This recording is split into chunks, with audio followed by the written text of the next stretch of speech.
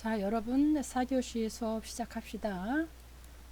자, 이 시간에는 전 시간에는 이제 영어와 한글 활자 하나를 갖고 우리가 이제 분석을 해봤잖아요. 획 하나하나를.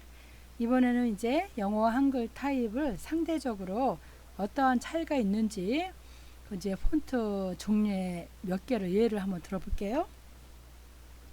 여기 보면 이제 윤고딕이 있고요. 잠깐만요. 윤고딕이 있고 유니버스체가 있고 또 절먼드, 결먼드라고도 그러지만 그냥 선생님은 결먼드라고 읽을게요. 비교를 한번 해놔 봤네요. 보면은 이게 9포인트라고 포인트 크기는 똑같아요. 그죠? 그런데 어떤가요? 가독성은 어떤 게 제일 좋은가요? 일반적으로 여기서는 윤고딕이 가독성이 제일 좋다고 보고 있어요. 그리고 그 다음에 유니버스체, 그 다음에 결먼드. 이 결먼드는 글씨가 좀 작죠. 유니버스보다. 그죠? 그래서 이 행간이 넓어요. 그래서 저는 뭐 소형적으로는 예쁘다고 생각하는데 어쨌든 이게 커브이기 때문에 가독성은 이게 더 크다고 합니다. 그렇게 해서 무조건 우리가 이 영문하고 한글하고 같이 쓸 때 똑같은 포인트를 쓸 것이 아니라 이럴 경우에는 어떻게 쓰느냐. 윤고딕은 7포인트로 좀 낮추고 유니버스는 8포인트, 그 다음 9포인트로 써야 크기가 비슷하게 맞춰진다는 거죠. 그러니까 다시 말해서 같은 포인트로 설정이 되었다 하더라도 윤고딕이 가장 크게 보이기 때문에 잠깐만요. 이기 때문에 유니버스와 결먼드를 비교해 보아도 결먼드에 비해서 유니버스가 더 커 보이죠. 아까 말한 것처럼. 그래서 글자가 갖고 있는 면적이 더 크게 보이는 이유는 유니버스 X자 높이가 더 큰 것에서도 찾을 수가 있어요. 아까 우리가 이제 그 X자를 기준으로 어센더와 디센더 배웠죠? 네, 그런 얘기예요. 근데 여기서 중요한 것은 글자의 크기가 비슷해 보이도록 글자를 같은 포인트로 설정하였다라 할지라도 원하지 않는 위계 질서를 만들 수도 있어요. 그래서 이렇게 예시로 준 것처럼 아랫줄에서 세 가지 다른 포인트가 다른 포인트가 같은 포인트로 보이도록 크기를 설정해 준 거죠. 그래서 비슷하게 보이도록 해준 겁니다. 네, 그런 것도 여러분들이 나중에 편집 디자인 하거나 또 출판문 디자인 할 때 참고를 하면 될 것 같아요. 그 다음에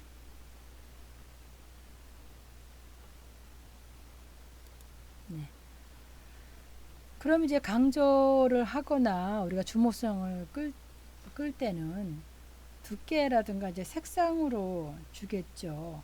그래서 서체 패밀리라는 거 우리가 이제 보면 한 벌의 활자체 집합, 똑같은 활자체예요. 서체 패밀리를 구성하는 폰트들은 유사성, 비슷한 유사성을 지닌다고 이제 그 말이에요.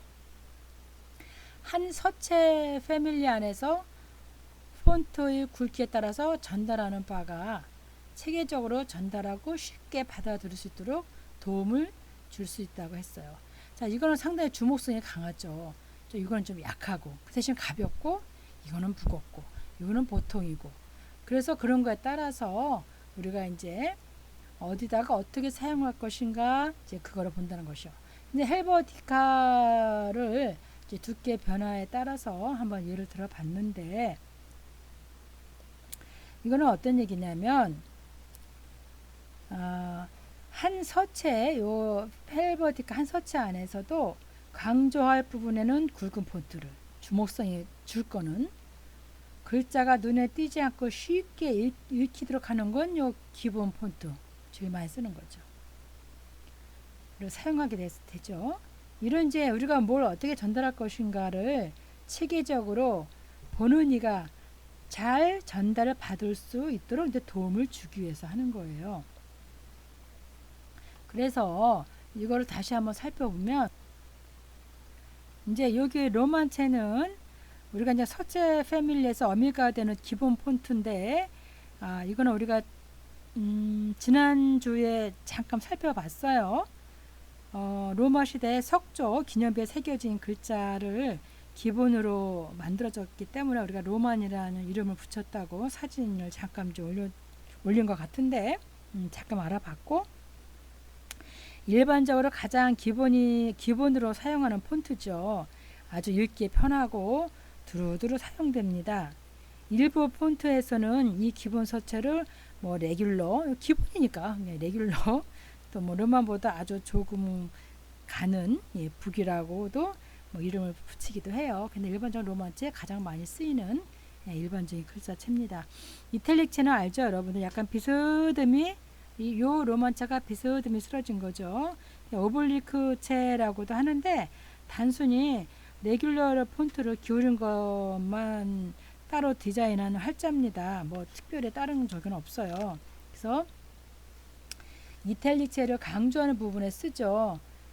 근데 뭐 긴 이런 본문 문장에 이렇게 이탈릭체를 쓰는 거 좋지 않죠. 왜냐면 가독성이 떨어지니까 읽기가 좀 편치가 않잖아요. 그죠? 네. 그리고 장체가 있어요. 장체 길은 거. 예. 이거는 기본 폰트에서 가로폭이 좁은 것이 특징인데 좁죠. 다른 거에 비해서. 좁은 공간에서 많은 양의 글을 쓸 때 쓰게 되겠죠. 네. 그러면 또 평체가 있어요. 옆으로. 이거는 뭐죠? 가로폭이 넓으니까 당연히 세로폭이 좁은 데서 또 많이 쓰겠죠. 그거에 따라서 지면은 한정이 돼 있는데 들어가야 되는 활자는 많고, 그럴 때 적절하게 이제 사용을 이제 하면 되죠. 이건 다 우리가 기본 디지털 서체로 있고, 여러분들이 또 디자인 그 툴을 이용해서 이런 것도 작업을 얼마든지 할 수가 있어요. 특히 뭐 일러스트라든가 포토샵 같은 데서 여러분들이 작업을 아주 쉽게 잘 할 수가 있겠죠. 또 여기 보면 이제 아주 가벼운 울트라 라이트라고 그랬는데, 글자 무게를 다루는 그 레귤러보다 상당히 가늘죠. 이거는 이제 어떤 이제 그 조형적으로 미적 효과를 줄 때 좀 사용하겠죠. 필요하겠죠. 네. 이렇게 우리가 많이 읽어야 되는 글씨는 역시 이것도 가독성이 떨어집니다. 볼트체 두꺼운 거. 갈수록 더 두꺼워요. 그죠? 이거는 이제 기본 이 형태보다 두꺼우니까 무겁잖아요. 그리고 주목성이 있어요. 그래서 이건 이제 뭐 강조할 때, 또 뭐 제목이라든가 이제 그럴 때 우리가 이제 일반적으로 사용을 합니다. 네, 전장에서 이제 살펴본 변형된 서체들의 이제 이름이에요. 이거는 가장 기본 로마안체. 요 한 슬라이드에다가 하나 더 이렇게 정리를 해봤습니다. 여러분들이 인지하기 쉽게끔. 서체 패밀리에서 어미가 된다고 그러죠. 네, 아주 기본 폰트, 일반적으로 가장 많이 사용하는 폰트라고 그래요. 왜? 읽기도 편하고 많이 사용하기 때문에 그렇죠. 레귤러라고도 하고 복이라고 하던데 일반적으로는 로만 이렇게 쓰면 돼요. 로만체. 이탈릭체, 로만체를 비스듬히 기울여 만든 서체. 네, 아까 봤죠. 오블리크체라고 합니다. 일반적인 이탈릭체라는 말을 많이 씁니다. 장체, 컨덴스도 기본체에서 가로폭이 좁은 것, 평체, 익스펜디드, 기본 폰트에서 가로폭을 넓게 한 거. 네, 뭐 이렇게 알아두시고 그 다음에 몇 개 더 보면 라이트, 아까 얘기한 거 글자를 무게를 다루는 거죠. 레귤러보다 가는 서체 또는 색장도 흐린 거, 볼드는 두꺼운 거. 네, 그렇게 하고 한글을 잠깐 뭐 보면은 영문 서체만큼 다양하지는 않아요. 그렇지만 글자 굵기에 변화를 줘서 다양한 무게를 우리가 나타낼 수가 있죠. 이것처럼. 그리고 우리도 이것도 라이트라든가 볼트, 이탈릭체 얼마든지 우리가 디자인 그 툴에서 아까 말한 우리가 그래픽 툴에서 컴퓨터 그래픽으로 얼마든지 조정이 가능하죠. 네, 변형이 가능합니다. 여러분들 지금 이제 배우고 있죠? 2학년 1학기 때, 2학기 때도 배우고 또 고등학교에서 미리 배운 학교도 있는 걸로 알고 있어요. 그래서 여러분들이 그 필요에 따라서 이탈릭체, 장체, 평체 등의 폰트가 대체로 없는데 우리 한국어에는 여러분들이 얼마든지 디자인해서 필요한 경우에 잘 조절해서 사용할 수 있다 이 얘기입니다. 그리고 그 다음은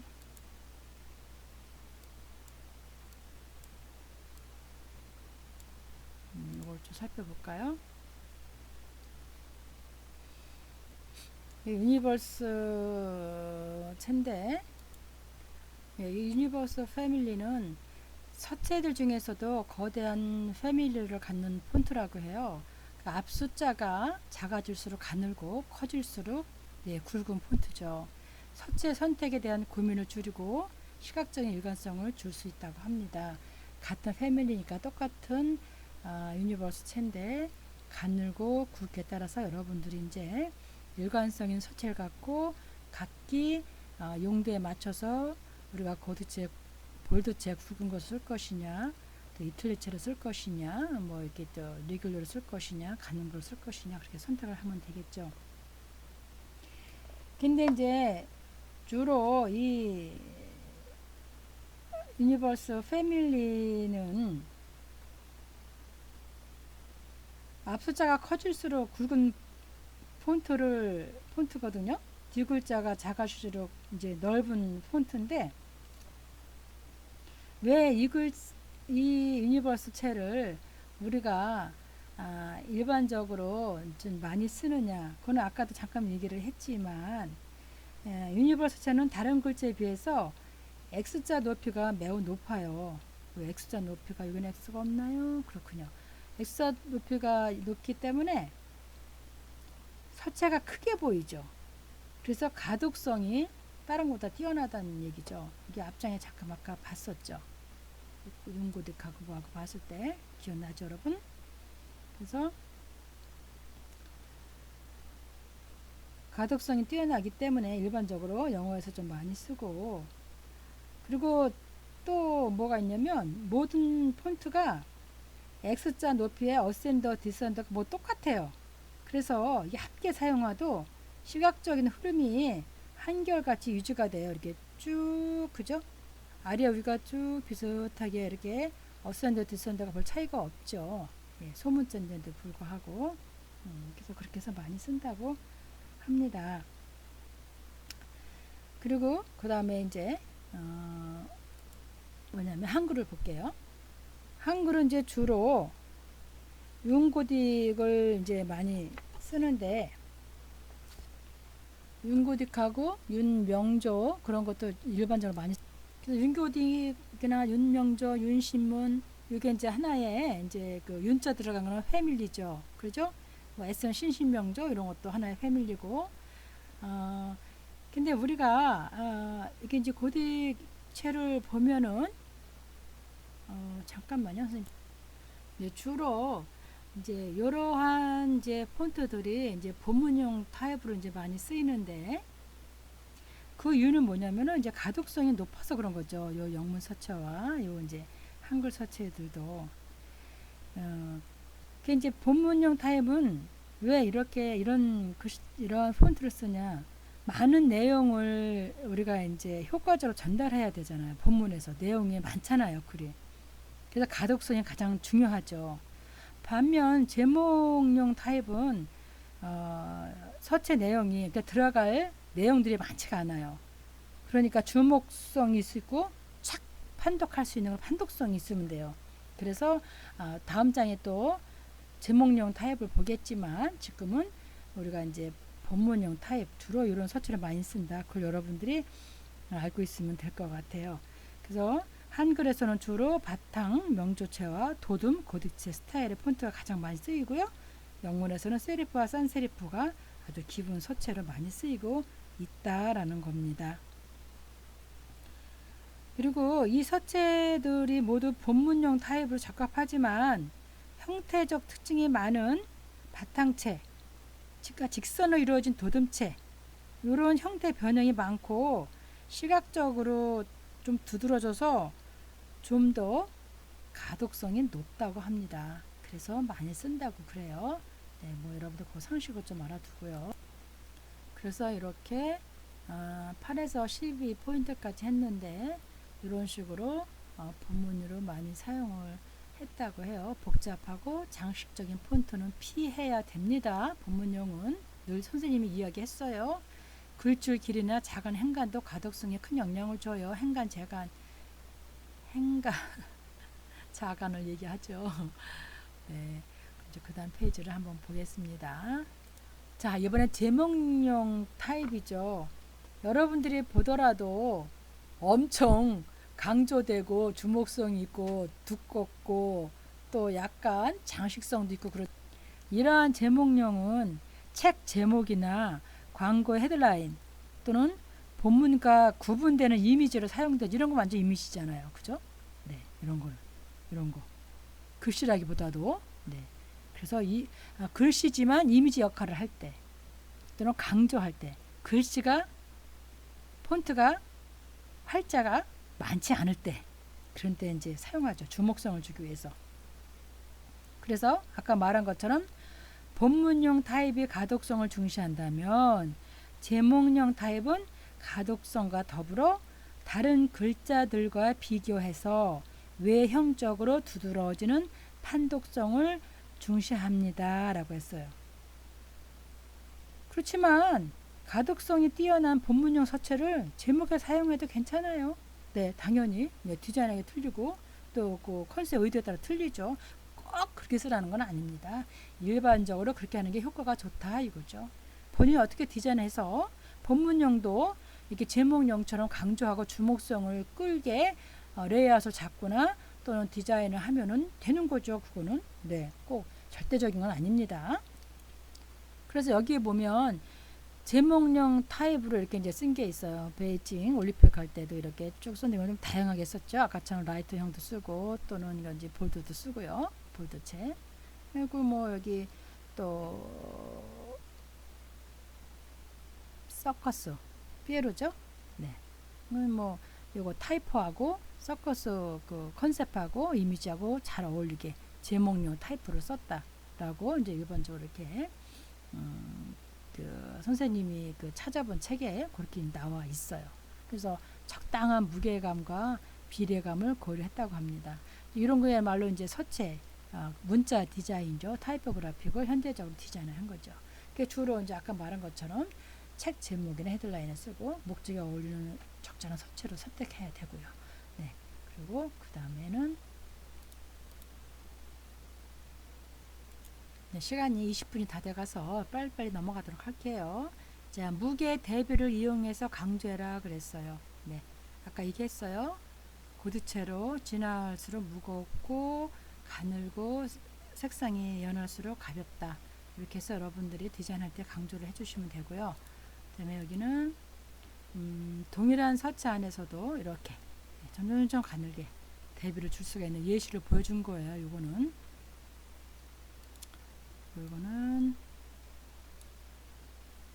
계층구조. 서체는 항상 다른 서체들과의 관계 속에 있다. 글의 내용과 목적에 따라 강조하고 싶은 순서를 정한다 했습니다. 순서에 따라서 크기, 굵기, 색상, 위치 등을 고려해서 시각적인 우선권, 우리가 이제 주목성 그런 거를 이제 우선권을 부여한다고 저렇게 말했네요. 수평, 수직 관계를 잘 이용을 해서 같이 이렇게 겹치기도 하고, 또 이미지에 겹치기도 하고, 네. 또 이런 식으로, 이거는 이제 제목은 아니고, 헤드라인이죠. 이거는 본문이고요. 그래서 그런 식으로, 어떤 자기가 내용과 목적에 따라서 강조하고 싶을 때 잘 계획을 짜가지고 디자인은 계획입니다.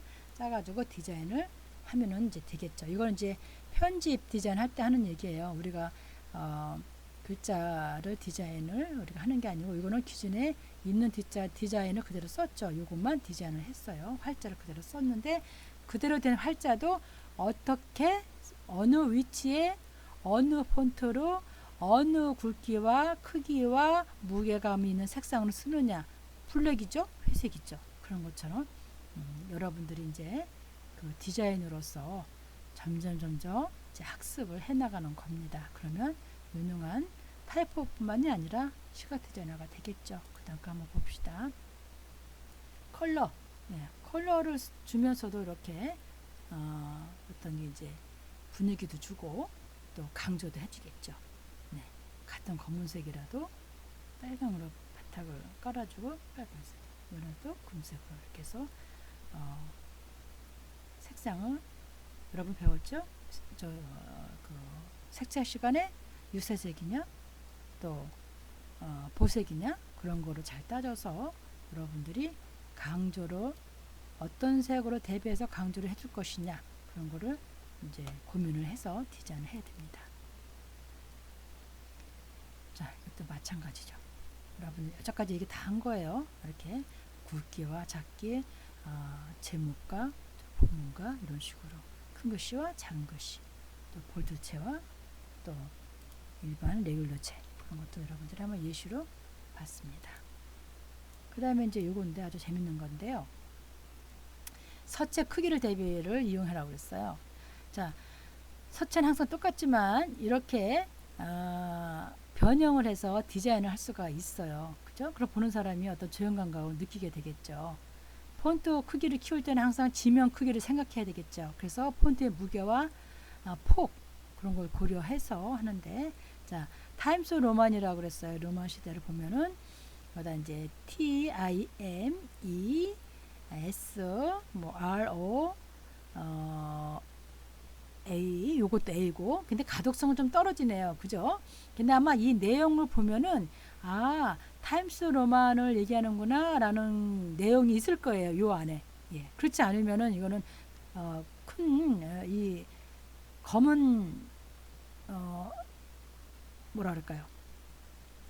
볼드체라 할까요? 강조된 글씨는 가독성이 떨어져. 물론 주목성은 있어요. 그죠? 그렇지만 떨어지기 때문에 이 내용이 요 주목성을 좀 받쳐줘서 우리가 가독성과 또 이게 요 디자인이 요 내용이 요 글에 담겨진 의미가 잘 전달이 될 수 있도록 그렇게 뒷받침을 해줘야 됩니다.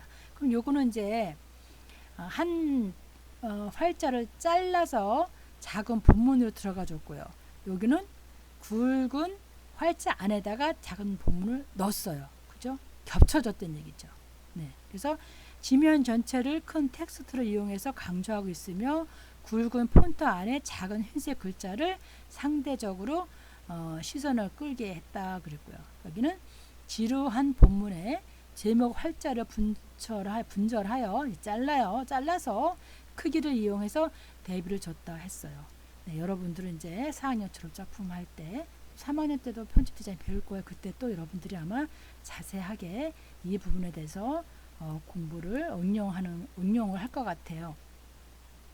네, 그래서 오늘은 여기까지 4교시까지 마치고 다음 주에 또 여러분들 학교에서 만나기를 바라면서 오늘 수업을 이만 끝내도록 하겠습니다. 여러분 수고하셨습니다.